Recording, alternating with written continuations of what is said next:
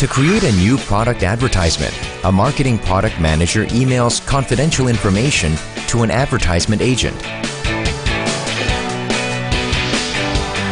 The product manager enables email encryption to protect confidential information, then sends the email to the agent.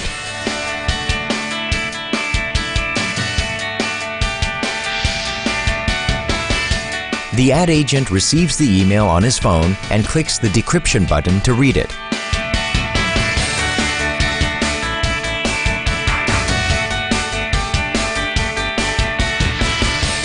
Afterwards, the ad agent forwards the email to a coworker.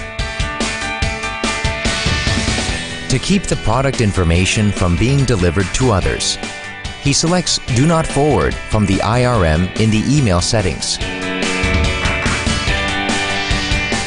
The receiver presses the email icon to see which IRM protection is applied to this email and tries to forward this email. He is unable to forward the email because forwarding capabilities have been deactivated.